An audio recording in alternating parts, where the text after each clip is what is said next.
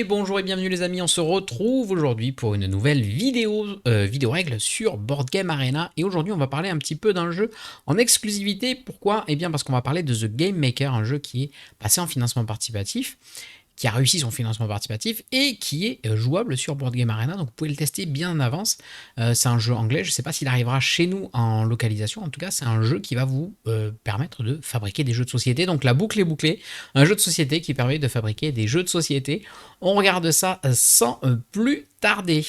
On se retrouve donc sur la page Board Game Arena du jeu The Game Makers, qui a été fait donc par Ben Rosset, illustré par Bima Kusuma et Akan Diniz, qui a donc été édité par Bézier Games.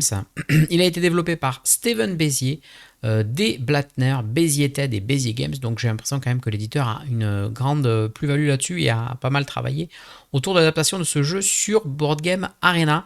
C'est donc un jeu qui va vous proposer de créer des jeux de société. Donc on est dans un jeu plutôt expert de gestion de ressources pour pouvoir faire des jeux de société et marquer un maximum de points. Ça se joue de 1 à 4 joueurs pour des parties de 1 heure. Ouais, comptez bien 1 heure pour vos premières parties en tout cas. On va passer sur un replay de partie que j'ai fait avec Lubli pour vous expliquer tout ça. On se retrouve sur l'écran donc de la partie avec Lubli que j'ai joué ici. Ce qui va être important, ce sont ces plateaux-là. Alors dans la vraie vie, tout est étalé sur la table, vous avez plein de choses. Là pour l'adaptation BGA, ils ont vraiment condensé, vous avez plein d'infos à l'écran. Ça peut être un petit peu, effrayant au début, mais vous inquiétez pas, c'est quand même relativement simple à comprendre. Ici, vous avez une grande roue qui est l'endroit où on va récupérer les ressources. Je vais y venir après. Vous avez 3 ouvriers qui sont tout simplement des Manitou, des véhicules qui permettent avec des palettes d'aller récupérer les ressources dans les entrepôts. Et après, vous avez votre plateau personnel ici avec plusieurs zones, donc la salle de repos que l'on peut améliorer ici en affectant des ouvriers. On va avoir notre chaîne d'assemblage que l'on peut améliorer. On va avoir notre marketing qui va promouvoir tel ou tel jeu. Bien évidemment, le hangar où on met nos composants. Les 3 contrats, c'est les jeux que l'on peut fabriquer en même temps. Une petite piste sur le côté avec la possibilité justement de planter des arbres. Et 3 zones ici qui sont les améliorations, les extensions de notre usine. Et c'est ça qu'il va falloir choisir dès le début du jeu, c'est ce choix qui est ici, c'est les structures de départ. Donc vous avez un choix parmi 2 structures A, un choix parmi 2 structures B et un choix parmi 2 structures C. Donc vous allez faire un premier choix. Si je clique sur le lien, on va voir là exactement la même chose. Elle va avoir d'autres cartes par rapport à moi, mais je ne les vois pas. Et enfin, dernier point, ici, vous pouvez afficher votre Kallax. Et oui, parce que le jeu va s'arrêter quand quelqu'un aura fabriqué ces 12 jeux. Ici, vous avez 12 emplacements dans votre Kallax pour ranger vos jeux.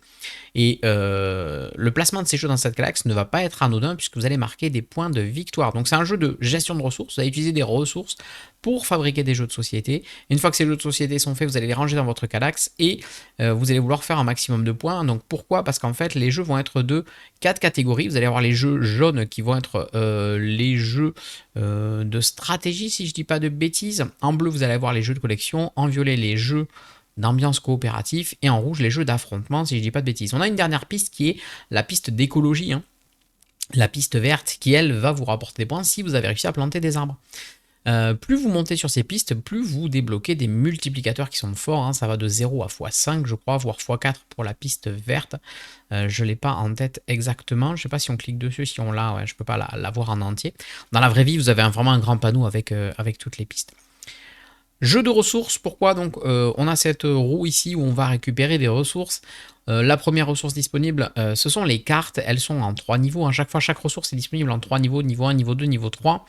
Les cartes, c'est tout simple. Quand vous récupérez une carte, vous allez la récupérer donc face recto pour les ressources. Face verso, ça devient contrat. C'est un jeu que vous allez fabriquer. Donc les cartes sont à double emploi. Donc quand vous récupérez une ressource de niveau 1, vous allez tout simplement piocher une carte qui sera dans votre entrepôt et qui sera une ressource de type carte. Et ça peut aller donc de 1, 2 à 3 cartes. Deuxième ressource disponible, c'est le plastique, qui peut être de niveau 1, de niveau 2 ou de niveau 3.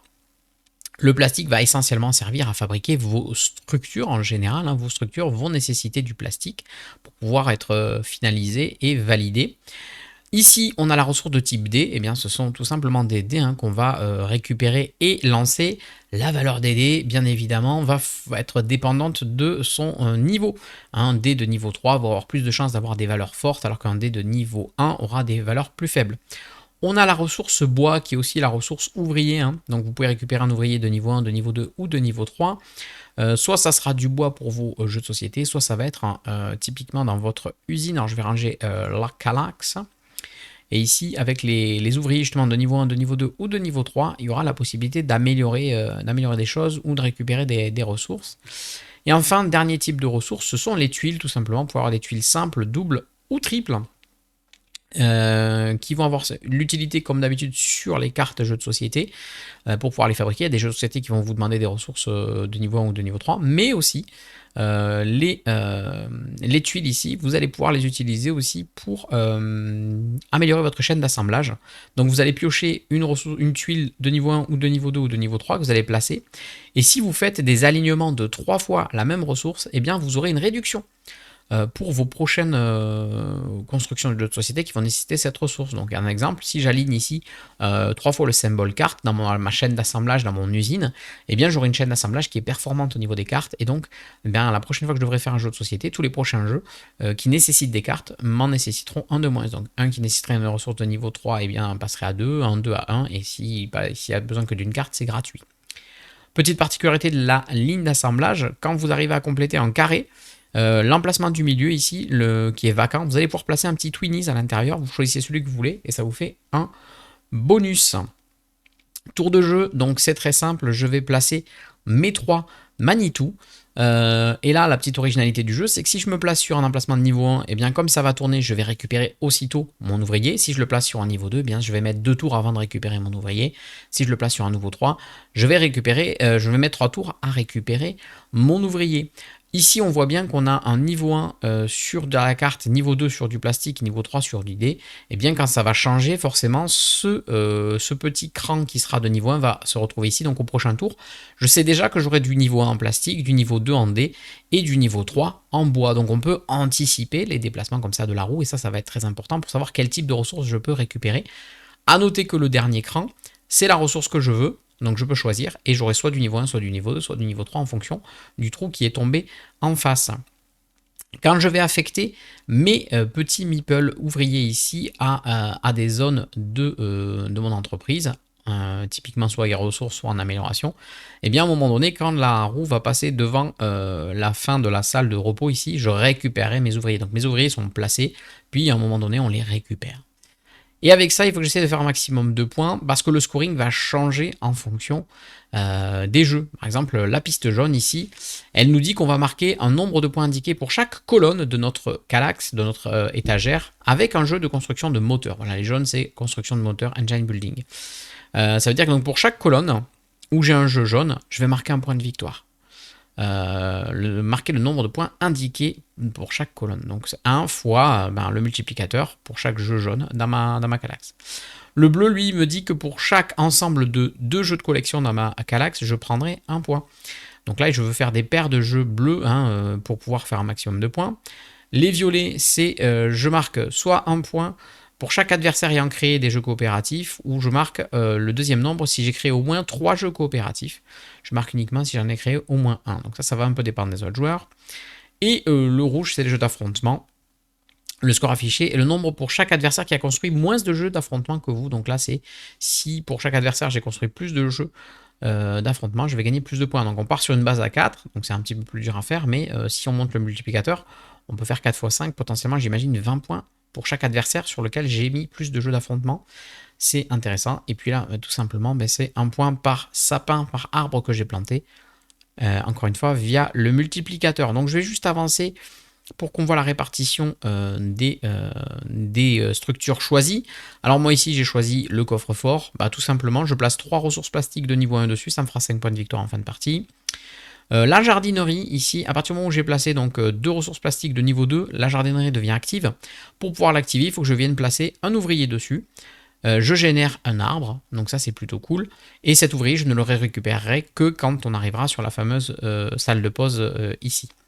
Troisième structure chez moi, le bureau des influenceurs. Chaque fois que je construis un jeu bleu, eh bien j'avancerai d'une case sur la piste bleue. Donc un intérêt à faire des jeux bleus. Lublinia, elle n'a pas encore choisi, donc on va valider son plan de jeu. Elle a choisi donc le centre de qualité. 2 points de victoire pour chaque ensemble de 3 tuiles adjacentes correspondant dans votre zone de machine. La machine à papier, quand elle est active, on peut placer un ouvrier pour récupérer 3 cartes, pas mal. Et la machine de finition toilée, là ça nécessite des ressources de plastique de niveau 3, mais quand on gagne 3 cartes ou plus, on en gagne une de plus. Chaque fois qu'on arriverait à gagner 3 cartes ou plus, on en gagnerait une de plus. Une fois qu'on a fait ça, on va aussi devoir choisir les contrats de départ que l'on veut faire. Donc moi, typiquement, j'ai un bonus sur les jeux bleus. Je pense que déjà, je suis parti sur les jeux bleus. Et là, vous voyez que vous allez jouer avec vos vrais jeux, puisque The Game Maker a négocié la licence des jeux avec les éditeurs. Donc vous avez le Mur d'Adrien, Splendor Duel, Pyramide Animaux, je crois en français que ça s'appelle, ce jeu chez ABBA. Et chaque jeu va vous apporter un scoring différent. Donc moi, c'est un jeu bleu, ça va bien avec mon bâtiment, ok, des jeux bleus.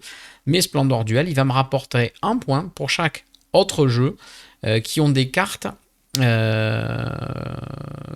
qui sont à côté. Voilà, donc chaque jeu qui sera placé à côté de Splendor et qui aura aussi dans son coût de fabrication des cartes, eh bien, me rapportera des points jusqu'à 5 au maximum. Ici, Pyramide Animaux me rapportera 1 point pour chaque jeu qui lui a un coût en bois dans ses prérequis. Donc, potentiellement, je vais peut-être garder ces deux-là. Je ne sais pas je me rappelle plus ce que j'avais fait. On voit bien qu'en haut, c'est le coût qu'il va falloir pour faire le jeu. Donc, Splendor nécessite 3 ressources cartes plus plastique niveau 2. Là où le Mur d'Adrien nécessite 3 ressources cartes, une ressource tuile de niveau 3, un meeple de niveau 1, par exemple, et un scoring différent. On avance un petit peu. Donc, voilà. J'ai choisi mes deux contrats de départ. J'ai mis la dernière carte en ressources. Donc, je l'ai tourné de l'autre côté. Ça devient une ressource de type carte. Lubli va faire exactement pareil, elle a choisi de garder Finspan et elle a choisi de garder ces deux autres cartes en tant que ressources. Et on va devoir passer à la première phase où on place nos chariots. Donc moi, hop, je place ce chariot ici sur le 2. Lubli fait pareil, donc on joue à tour de rôle, bien évidemment. Non, je crois qu'on place tous en même temps nos meeples. Hop. Et donc là, j'avance parce que il faut le temps que ça sélectionne tous les trucs. Donc là, on s'est placé tous au niveau 2, hein, bien évidemment. Mes 3 meeples au niveau 2, et le dernier chez Lubli qui est parti chercher un dé de niveau 3. Une fois qu'on a fait ça, on va récupérer nos ressources. Et donc là, quand vous récupérez une ressource, vous avez le choix. Soit vous la récupérez pour sa ressource en tant que composant, soit vous allez l'utiliser pour justement faire autre chose. Donc les cartes, on l'a vu, ça peut permettre d'avoir des nouveaux contrats. Le plastique, c'est soit vous avez une ressource plastique, soit vous faites un bâtiment pour votre usine. Le bois, c'est soit vous avez une ressource bois, soit vous gagnez un nouvel ouvrier. Les dés, eh bien, vous allez pouvoir les utiliser pour monter sur les différentes pistes, hein, ou les garder pour une ressource de type dé. Les tuiles, je l'ai dit, c'est soit vous avez une ressource tuile, soit vous allez améliorer votre chaîne d'assemblage. Et on a fait le tour de toutes les ressources. Donc là, à chaque fois qu'on récupère une ressource, il faut décider qu'est-ce qu'on en fait. Et donc moi, typiquement, j'ai peut-être décidé de ressources niveau 2 de faire directement ma ligne d'influence. C'est fort possible. Je vais valider pour voir ce qui s'est passé. Hop, voilà. J'ai complété ma structure ici. Donc à chaque fois que je ferai un jeu bleu, eh bien, j'avancerai automatiquement sur la piste bleue. Et Lubli a augmenté sa colonne marketing. Elle reçoit désormais un multiplicateur de 1 parce qu'elle a dû jeter un dé jaune, j'imagine, pour pouvoir faire ça. Hop, la roue tourne. Donc comme là on a récupéré au niveau 2, on a mis nos pions au niveau 2, et bien on récupère rien à ce tour-ci. Donc on va devoir attendre que la roue retourne encore. Et là on va récupérer nos ouvriers et on va pouvoir les replacer à nouveau. Et vous voyez que les ressources ont changé. Ici on a du dé de niveau 1, du bois de niveau 2 et de la tuile de niveau 3. Et on va faire strictement la même chose. Placer nos ouvriers, récupérer nos ressources, décider comment on les attribue. Est-ce que je les utilise en composants? Dès que j'ai suffisamment de composants, je peux faire un jeu. Je le place dans ma calaxe en tenant compte des prérequis de placement, des prérequis de scoring de fin de partie. Et petit à petit, la partie va évoluer comme ça. C'est un Eurogame, c'est un jeu expert dans lequel il y a beaucoup de choix. Et c'est très satisfaisant de jouer avec les licences des jeux. Je n'ai pas besoin d'aller beaucoup plus loin sur cette partie. Je pense que vous avez compris l'essentiel du jeu. De toute façon, si vous avez des questions, n'hésitez pas à venir sur le Discord ou sur les live Twitch pour les poser, comme ça je vous y répondrai directement. Voilà, c'est tout pour moi sur cette présentation de The Game Maker. J'espère que ça a été suffisamment clair et rapide pour vous, pour que vous puissiez vous lancer dans ce jeu qui est vraiment très chouette et qui, j'espère, arrivera en France, peut-être chez Lucky Duck, qui pourrait nous servir ça en français. Aucune idée, on verra bien ce qui arrive par la suite. En tout cas, le jeu est très bon, pas si compliqué que ça, mais il faut quand même faire quelques parties pour se rendre compte du jeu et de la difficulté que ça a. Si vous avez la moindre question, je le répète, n'hésitez pas à les poser en commentaire ici sous la vidéo, ou à venir sur le Discord, ou à venir sur la live Twitch. Bref, on est là tous les jours, donc profitez-en. Si vous avez aimé la vidéo, en tout cas, ce qu'il ne faut pas oublier de faire, c'est le pouce en l'air, bien évidemment. L'abonnement, si vous ne l'avez pas déjà fait, c'est gratuit, donc abonnez-vous, ça ne vous coûte rien. Vous pouvez activer la cloche, comme ça vous êtes notifié dès qu'on fait une vidéo. Et puis voilà, likez, partagez autour de vous, ça c'est le plus important si vous voulez aider à faire grandir la chaîne. On se retrouve rapidement dans une prochaine vidéo, et d'ici là, surtout le plus important, amusez-vous. Viens voir les lives.